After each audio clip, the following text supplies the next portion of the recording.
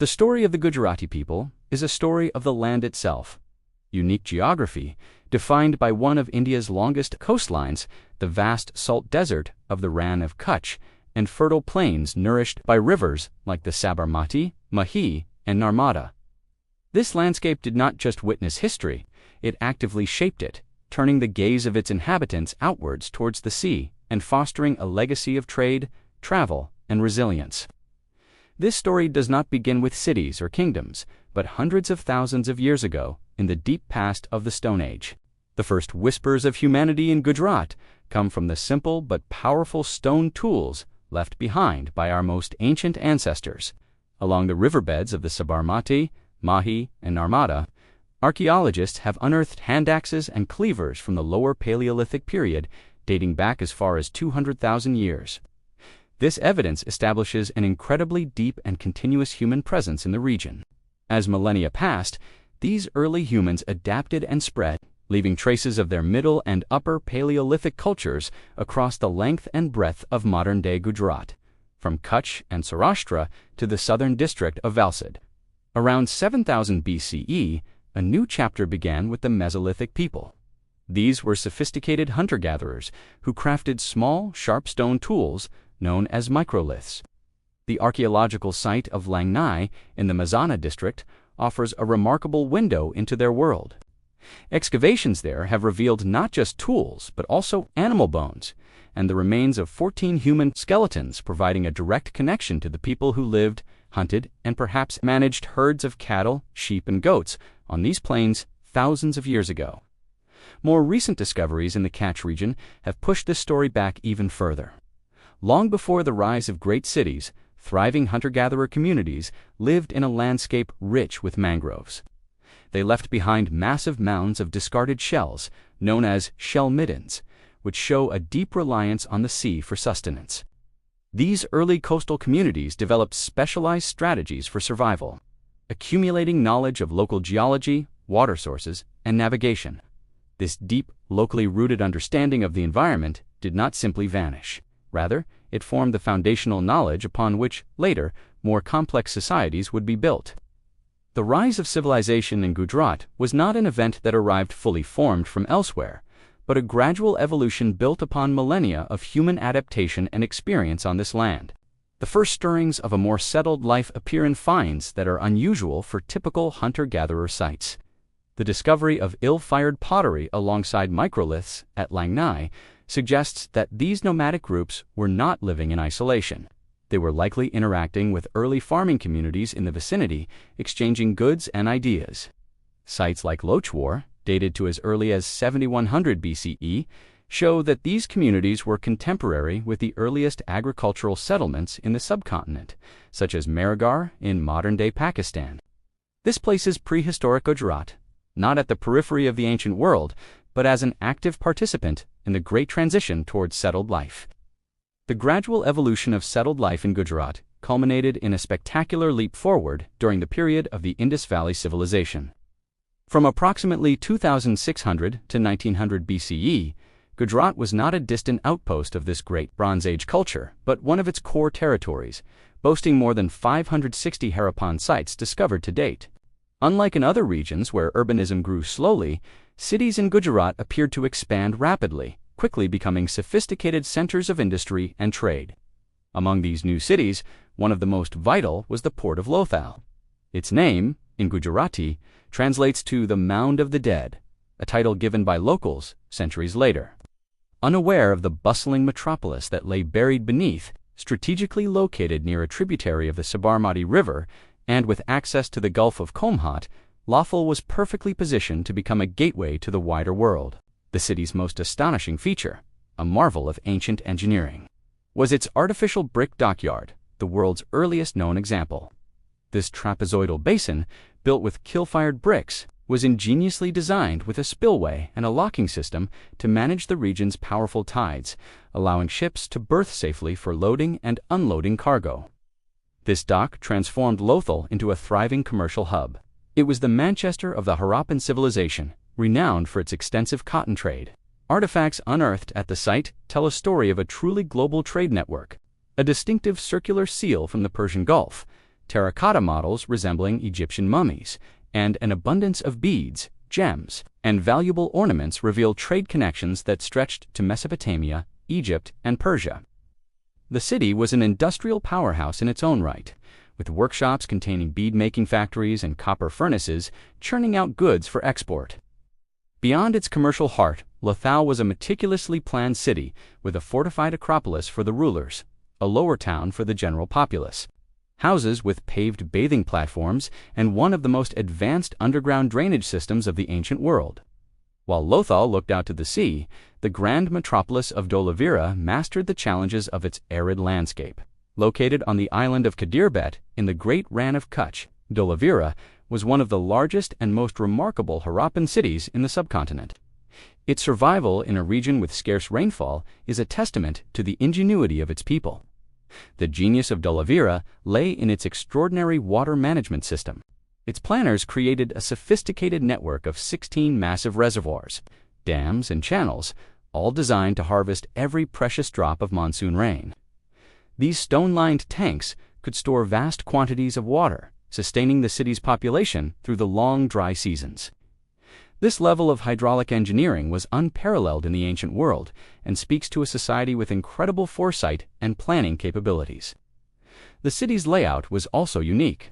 Unlike the typical two-part division of other Harappan sites, Dolavira was organized into 3 distinct zones: a heavily fortified citadel, a middle town, and a lower town, suggesting a well-defined social hierarchy. The extensive use of dressed stone in its construction, another rare feature, adds to its grandeur. Archaeologists at Dolavira have also uncovered tantalizing mysteries, including a large signboard with 10 indescript characters, one of the longest inscriptions ever found on, peculiar hemispherical constructions that bear a resemblance to early Buddhist, offering a glimpse into the spiritual life of its inhabitants.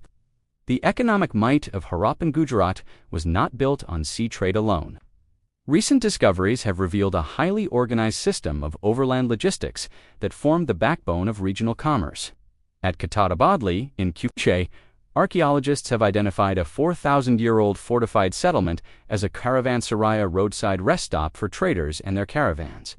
This facility was purpose-built, offering shelter, food, security, and stables for pack animals. It was strategically placed along a trade route connecting major urban centers like Dolavira and Lothal. This discovery demonstrates that the Harappans had developed a planned logistical network to support the movement of goods on land. Raw materials, such as copper from Rajasthan and steatite beads from Haryana, were transported along these routes to production centers like Lothal, and finished goods were distributed inland. This organized infrastructure, predating the famed Silk Road by over 2 millennia, reveals a remarkably modern and holistic approach to economic planning. The prosperity of Harappan Gujarat was thus powered by a dual engine, a global maritime gateway at its ports, and a sophisticated regional logistics network on land. After centuries of flourishing urban life, the great cities of the Indus Valley civilization in Gujarat began to fade around 1900 BCE, marking the beginning of a post-Harappan transition period that lasted until about 1000 BCE. This was not a sudden, violent collapse, but a gradual twilight. Archaeological evidence from sites like Dolavira shows a slow decay in the quality of urban planning and construction as grand structures fell into disrepair and cities slowly turned into shadows of their former selves.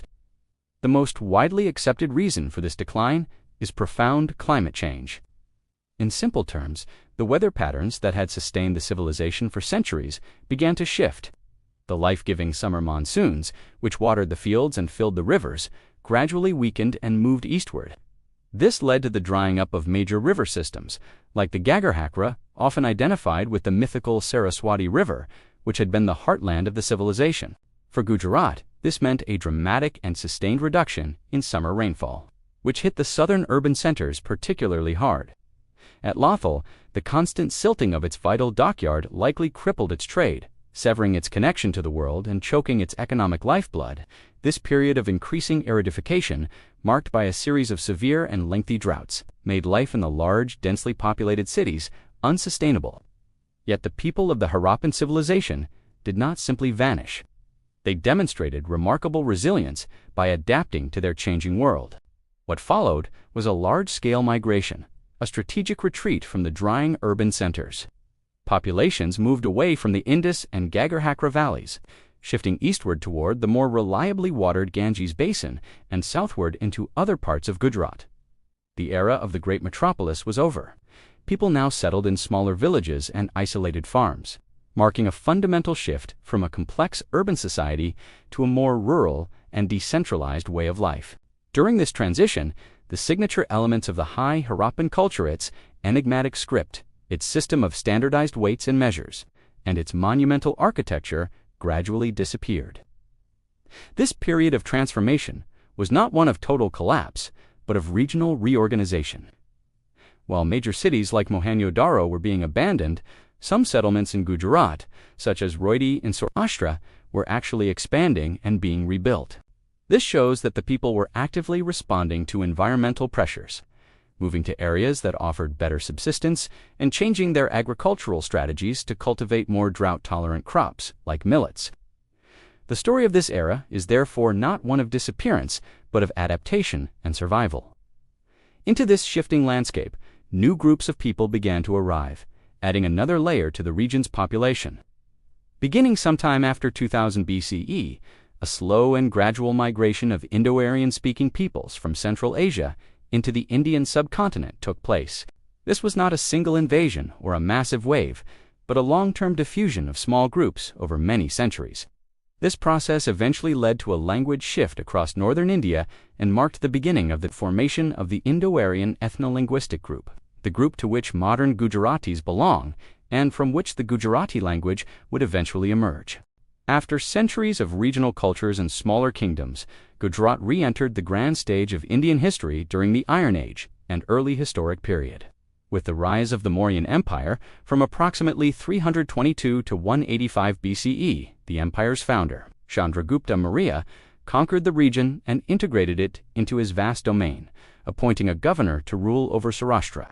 However, the most indelible mark of Mauryan rule was left by his grandson, the great emperor Ashoka.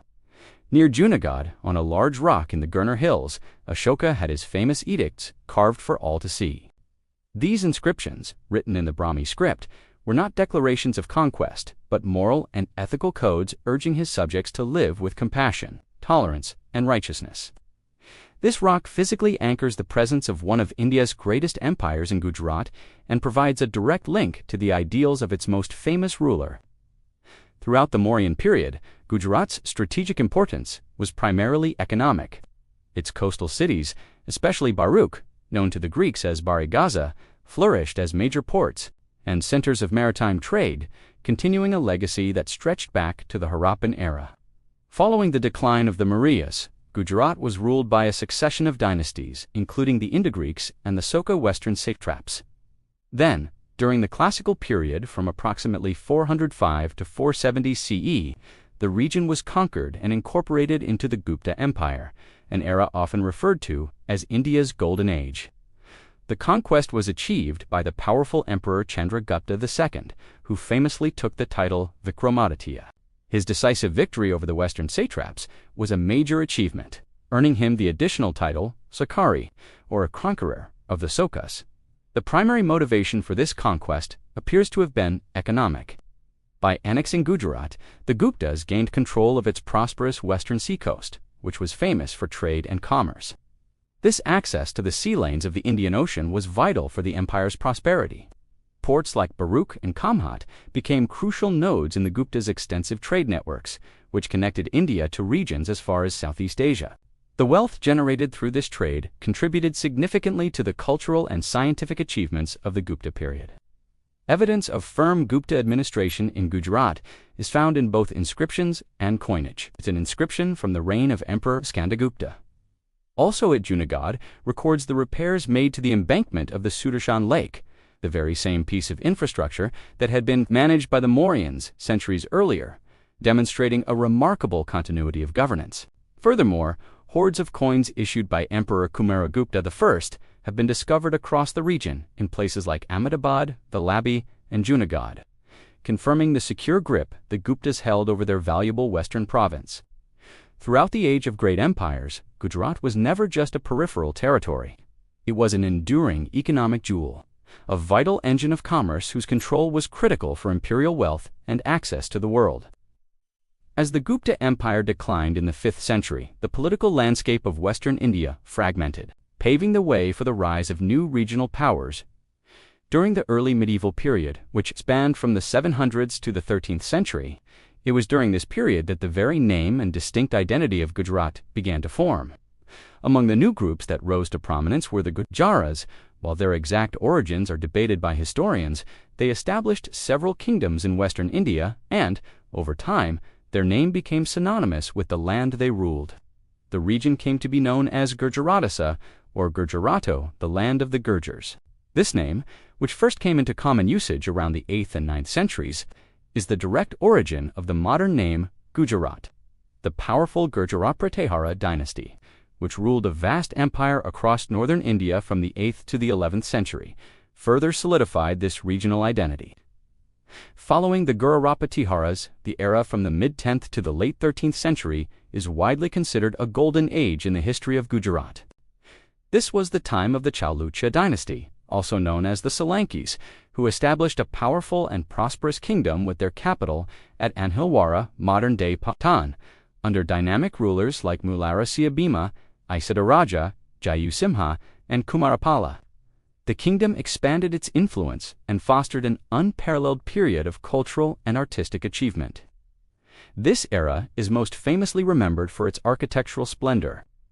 The Solankis were prolific builders, and under their patronage, the Muruga Riara style of architecture reached its zenith.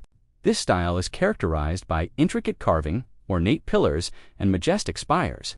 Some of the most breathtaking examples of Indian architecture were created during this period, including the magnificent Sun Temple at Modhera, an architectural masterpiece dedicated to the solar deity built during the reign of Bhima I. The stunning stepwell Rani Ki Vav, the Queen's Stepwell, in Patan, built by Queen Udayamati as a memorial to her husband Bhima I, which is now a UNESCO World Heritage Site, and the Grand Rudra Mahalaya Temple at Sidpur, a massive temple complex dedicated to Shiva. Beyond architecture, the Solanki court was a vibrant center of learning and culture. The rulers were primarily followers of Shaivism, but demonstrated remarkable religious tolerance, offering generous patronage to Jainism as well. This fostered a climate of intellectual and religious flourishing. The great Jain scholar and polemath, Acharya Hemachandra, was a revered figure in the courts of both Jayasimha, Siddharaja, and his successor, Kumarapala. Under Hemachandra's influence, King Kumarapala embraced Jainism, promoting its principles of nonviolence and supporting Jain scholarship throughout the kingdom. It was in this fertile cultural environment that the modern Gujarati language was born. Gujarati is an Indo-Aryan language that evolved from ancient Sanskrit through intermediate stages known as Prakrits and later Apabhramsha. During the Solanki period, the local vernacular, known as Gurjar Apabhramsha, began to develop into a distinct literary language, now referred to as Old Gujarati. The scholar, Acharya Hemachandra, played a monumental role in this process. In the court of King Jayasimha Siddharaja, he authored a comprehensive grammar of the Apabhramsha language, titled Siddhahemu Shabdanushasana, by codifying the rules and structure of the local vernacular. He elevated its status from a spoken dialect to a formal language suitable for literature and administration. This symbiotic relationship between political power and intellectual capital was the crucible in which a distinct Gujarati identity was forged. The end of the 13th century marked a dramatic turning point, ushering in the late medieval and Sultanate period, which lasted from 1297 to 1573. The long reign of the Chalukya dynasty came to an end with the expansion of the Delhi Sultanate. Between 1297 and 1300, the armies of Sultan Alauddin Khalji conquered the region, destroying the capital of Anhilota and incorporating Gujarat as a province into the Delhi Sultanate. For the next century, the region was administered by governors sent from Delhi, an arrangement that introduced new Persianate cultural norms and administrative systems. This period of direct rule from Delhi was relatively brief. In the late 14th century, the invasion of India by Timur Tamerlane shattered the power of the Delhi Sultanate. Seizing the opportunity, the governor of Gujarat, Zafar Khan, declared his independence in 1407 and established the Gujarat Sultanate, adopting the title Muzaffar Shah. This marked the beginning of a new and vibrant chapter for the region. The Sultanate's most influential early ruler was Muzaffar Shah's grandson, Ahmad Shah I, in 1411. He founded a new capital on the banks of the Sabarmati River, Ahmadabad. This city would grow into one of the most magnificent urban centers in the subcontinent. The Sultanate reached its peak of power and prestige under the formidable Sultan Mahmud I, popularly known as Mahmud Bagata, a brilliant military commander. He earned his nickname Bagata, conqueror of 2 forts after capturing the powerful Rajput strongholds of Gurner, Junagadh, and Champaner. This era is particularly noted for the emergence of a remarkable and unique Indo-Islamic architectural style. Local artisans, steeped in the intricate carving traditions of the Solanki period, applied their skills to the architectural forms introduced by the Muslim rulers, such as arches, domes, and minarets. The result was a beautiful synthesis, blending Islamic structural concepts with Hindu and Jain decorative motifs. The delicate stone latticework, jalis, a hallmark of this style, is a perfect example of this fusion.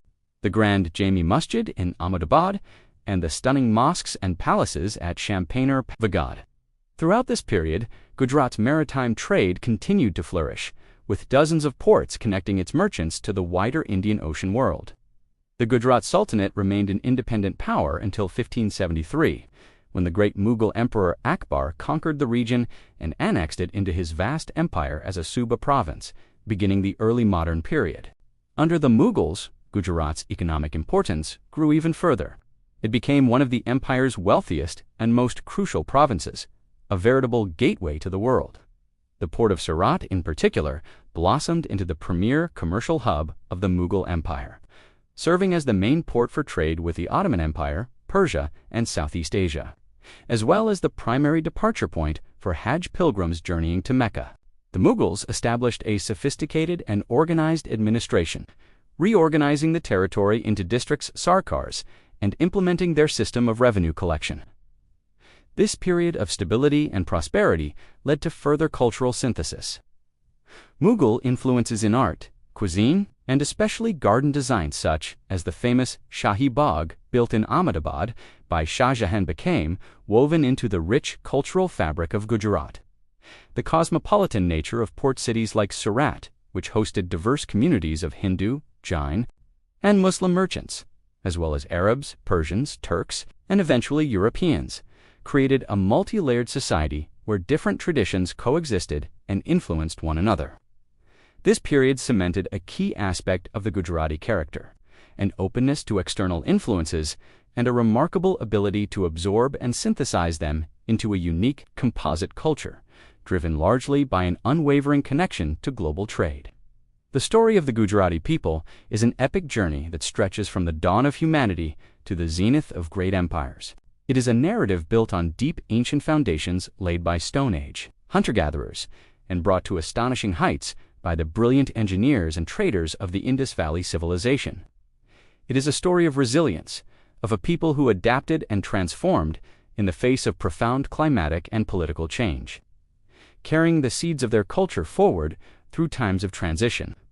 We see the forging of a distinct regional identity during the Chalukya Golden Age, a period that gifted the world with architectural marvels like Rani Ki Vav and gave birth to the Gujarati language itself through the synergy of royal patronage and scholarly dedication. This identity was not static. It was enriched and reshaped through centuries of cultural fusion, creating a rich tapestry woven from Hindu, Jain, and Islamic threads under the Sultanate and Mughal rulers. Through this entire sprawling history, one constant thread remains: the sea. Gujarat's long coastline and the seafaring spirit of its people have been the primary drivers of its prosperity, its cosmopolitanism, and its unique place in the story of India.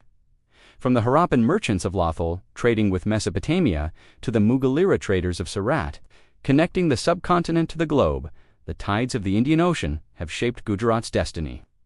The story of the Gujarati people is, in many ways, a story written by the sea,